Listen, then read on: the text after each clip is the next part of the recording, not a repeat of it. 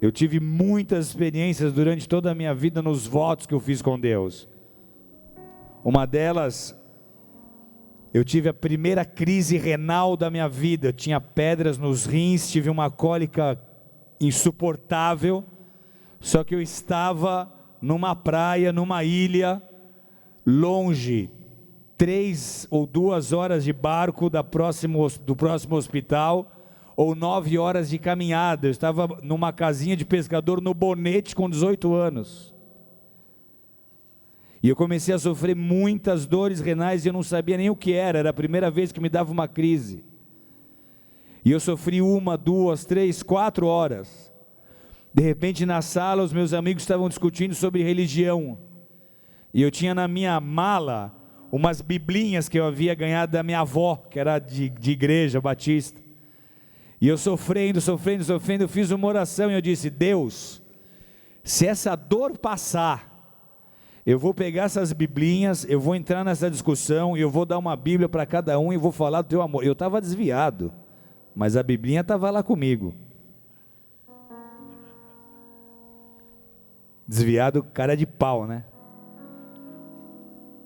Essa oração, amados, não passou 5 minutos, a dor desapareceu.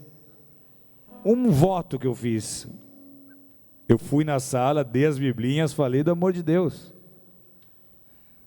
A razão de eu ser hoje um pregador do evangelho, é que nessa mesma fase, quando eu estava distante da presença de Deus, Carnaval de 92, eu tinha usado tudo que eu não deveria ter usado, só que eu estava com uma hepatite e eu não sabia disso. E tudo que eu usei atacou meu fígado, e eu comecei a passar muito mal e me levaram para uma farmácia. E nessa farmácia, o farmacêutico que me viu pensou: carnaval, esse alemão muito louco, me deu uma injeção de glicose. Só que a glicose atacou meu fígado. E aí de repente eu estou no carro, sendo conduzido por um amigo, na estrada, de repente eu com os olhos abertos não enxergo mais nada, minha voz não sai, eu congelei no banco, eu paralisei, fiquei travado, eu só escutava um apito, eu estava apagando, eu escutei uma gargalhada e uma voz dizendo: eu vou te tragar, eu não disse que eu iria te tragar. E aí, com a força que eu não tive, eu botei essa mão direita para fora do carro, e eu fiz uma oração em pensamento. Eu falei: Deus, se o Senhor me livrar disso, se o Senhor me livrar agora, a minha vida será tua, e o Senhor pode fazer dela aquilo que o Senhor quiser, e se o Senhor quiser eu serei um instrumento nas tuas mãos, faz de mim o que o Senhor quiser, eu te dou a minha vida, mas me salva agora. Até hoje, eu não sei se foi um anjo que me tocou, eu não sei se foi Jesus que me tocou, eu sei que alguém tocou minha mão, esse calor veio descendo pelo meu corpo, abriu os meus olhos, limpou meu corpo de toda a dor, eu voltei, aqueles calafrios que eu estava sentindo foram embora, e eu voltei com uma paz que nada na minha vida tinha me dado até então. O resultado é que Deus cumpriu a parte dele no voto. O meu nascimento foi resultado de um voto. Meu parto durou 12 horas, eu nasci de fórceps, nem marca na cabeça eu tenho, e o meu pai me contou essa história quando eu tinha 27 anos só. Ele disse: quando você nasceu eu estava correndo risco de vida, um parto que demorou 12 horas, em 1972, ele disse: eu fui para um canto no corredor do hospital, fiz uma oração, e falei: Deus, se o Senhor salvar o meu filho, ele é teu, o Senhor pode usá-lo como um pregador, um pastor, aquilo que o Senhor quiser, mas se o Senhor salvar o meu filho, ele é teu. Dali algumas horas eu estava num bercinho, ele estava tendo a chance de me ver, me pegar no colo e me consagrar a Deus, e o resultado desse voto é que Deus cumpriu a parte dele, e eu estou aqui pregando o evangelho, amém? Aplauda forte ao Senhor Jesus. Está na hora de você começar a fazer votos com Deus, faça votos com Ele. Ela fez uma aliança com Deus, ela fez um voto dizendo: Senhor, Senhor dos exércitos, se benignamente atentares para a aflição da tua serva, e de mim te lembrares, e da tua serva não te esqueceres, mas a tua serva deres um filho homem, ao Senhor o darei todos os dias da minha vida, e sobre a sua cabeça não passará navalha. Ou seja, ele seria um nazireu, um homem consagrado. Hoje, conhecendo a história de Ana, nós sabemos que a sua fé foi recompensada, a sua confiança não foi vã. Essa história hoje nos ensina que permanecer crendo traz benefício, gera rompimento espiritual. Essa história nos mostra que Deus escuta e que Deus responde às nossas orações, quando as nossas orações são feitas. A vitória de Ana, a transição na história dessa mulher, ela se estabelece quando Ana escolhe não desistir, não morrer, não ser mais uma coitadinha ferida pelo destino. Ela assume o controle.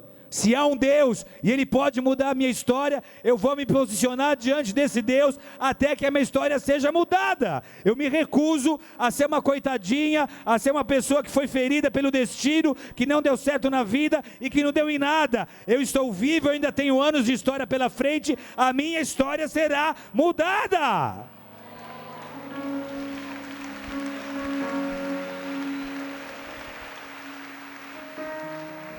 E aí ela consagra a Deus o filho que nem ainda estava no seu ventre, pela fé. E num ato de fé, ela toca o coração de Deus. A sua oração sobe ao altar. E aí ela busca a sua bênção no templo. Ela está suplantando todas aquelas provocações. Ela está em oração, ela está deixando de lado tudo aquilo que a sua carne sentia, toda a influência ruim das suas emoções. Ela venceu. E ela entra na presença de Deus, insistindo em oração, buscando a Deus, no templo. E aí ela recebe uma palavra profética. Porque quando você busca, a tua oração sobe. E orar é dialogar com Deus. Quando você fala e a tua oração sobe, tem uma hora que Ele fala e o que Ele fala desce.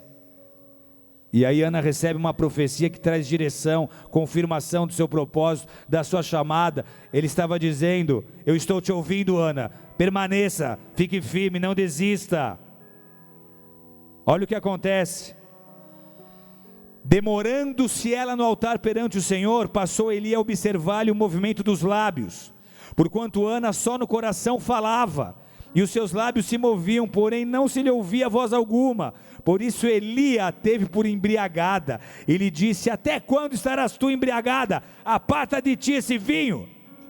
Porém Ana respondeu: não, Senhor meu, eu sou mulher atribulada de espírito, não bebi nem vinho, nem bebida forte, porém venho derramando a minha alma perante o Senhor. Não tenhas, pois, a tua serva por filha de Belial, porque pelo excesso da minha ansiedade e da minha aflição é que tenho falado até agora.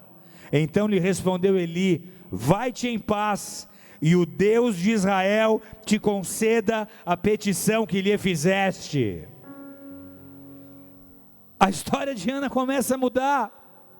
Aquele homem era a máxima autoridade espiritual em Israel, ele era o sumo sacerdote. Ele é usado por Deus para abençoá-la. Ela recebe uma palavra profética: vai em paz, vai em paz. O Deus de Israel te conceda a petição que lhe fizeste. E eu estou aqui nesta casa, nesta noite, na condição de profeta de Deus, para te dizer: vai-te em paz, vai-te em paz. O Deus de Israel te conceda a petição que tens feito na presença dEle.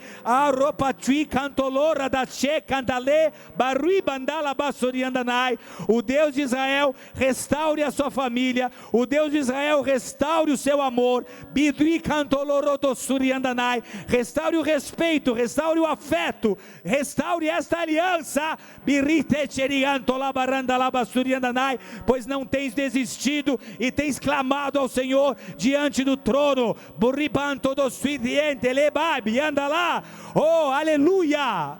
O Deus de Israel te conceda a petição que lhes tem feito. O Deus de Israel te abra portas. O Deus de Israel te honre financeiramente. O Deus de Israel te conduza por caminhos aplainados. O Deus de Israel te cure. O Deus de Israel transforme a tua história. O Deus de Israel te liberte completamente. O Deus de Israel te levante no ministério como tem sonhado e desejado. Que a tua oração que subiu aos céus, que encheu o cálice, que tocou o coração de Deus, agora desça em forma de resposta e palavra profética para a tua vida e para o teu destino, em nome do Senhor Jesus. E se você crer, dê a Ele toda a glória.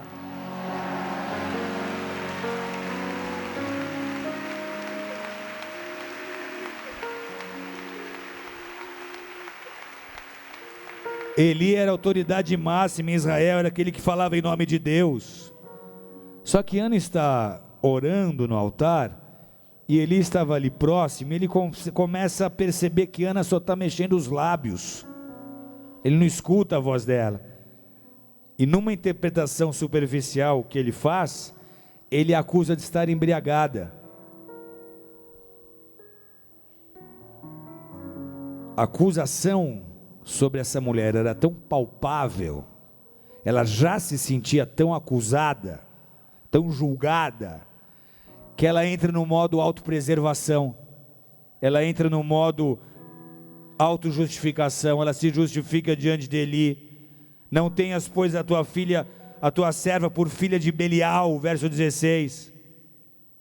Esse termo Belial vem da conjunção de dois outros termos em hebraico, que significa não e sem. Então, conforme a enciclopédia de teologia do Antigo Testamento, no original, significa inutilidade. Ela estava dizendo aqui: eu não sou uma filha de Belial, eu não sou uma filha inútil, eu não sou essa mulher que serve um Deus inútil, porque esse termo era designado para Satã, era um termo com sentido de malvado, nocivo, inútil. Era também o termo usado para Beuzebu, chefe dos demônios, era um demônio, deus da loucura, deus da arrogância. Então ela diz, ela está bêbada e louca. No Antigo Testamento, filhos de Belial era um termo usado para crianças não circuncidadas, ou filhos de outros povos pagãos. Mas o fato aqui é que Ana se sentia inadequada, se sentia um peixe fora d'água. Ela recebe a exortação de Eli, mas já na defensiva. E era uma coisa meio óbvia. A expressão de Ana falava das suas emoções, exteriorizava o que ela sentia. E aí ela se defende, ela fala, eu não bebi. Eu não sou essa louca que vai beber, filha de Belial, serva de Satã, e entrar no altar, e entrar na tua presença para te buscar e orar. Ela fala, eu sou uma mulher atribulada de espírito. Eu estou com sérios problemas. Eu tenho situações na minha vida que estão me ferindo demais. Minha família desandou. Isso me dói. Eu sou uma mulher atribulada, eu não bebi nem vinho, nem bebida forte, porém eu venho derramando a minha alma perante o Senhor. É pelo excesso da minha ansiedade, é pelo excesso, é pela minha aflição que eu falo como eu falo agora. O que a aflição faz conosco? Traz ansiedade. Ela está dizendo, a minha aflição me tornou ansiosa, que é exatamente o que acontece conosco, quando nós nos deixamos vencer pelo medo do futuro, nós nos tornamos ansiosos. E é também comum nós sermos julgados por aqueles que não entendem a nossa dor. Também é muito fácil e muito comum aqueles que não estão na nossa pele nos julgarem por não conhecerem e não entenderem as nossas aflições.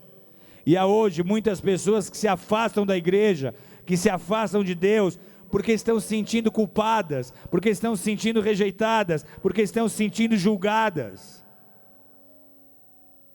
Ainda assim, por Ana não se abalar com aquele julgamento, ela recebe uma palavra profética, e aí ela sai do templo, seu semblante não está mais abatido. Ela entrou ali com uma chama de fé, mas aquela palavra profética incendiou todo o seu ser. Ela está então cheia de expectativa, porque ela entendeu que Deus tinha escutado a sua oração e o seu clamor.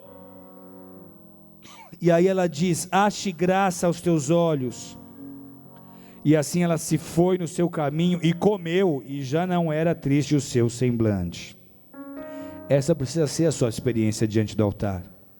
A palavra de Deus no teu espírito tem que mudar o teu estado emocional. Você simplesmente tem que crer que Deus vai cumprir aquilo que está escrito. E o que nós aprendemos com a história de Ana? Não se renda diante das dificuldades e das objeções. Nem sempre vai ser fácil. Na verdade, quando Deus está no negócio, na maioria das vezes não é fácil, porque Ele vai usar as circunstâncias para te amadurecer e aumentar a sua fé. Entenda, Deus não criou ninguém para humilhação e vergonha. Você pode passar fases difíceis nessa terra, mas você precisa passar. Não dá para tirar a escritura de posse de deserto. Você passa. Sua vida não pode se resumir em derrota, humilhação, luta, batalha e vergonha. Não, porque a palavra de Deus garante que a intenção do coração do teu Pai espiritual é te recompensar com dupla honra. Ele está te dizendo, para cada dia que você foi assolado, para cada vergonha, para cada momento de vergonha e de humilhação que você teve, eu tenho para ti dupla honra. Eu vou te glorificar com uma porção dobrada.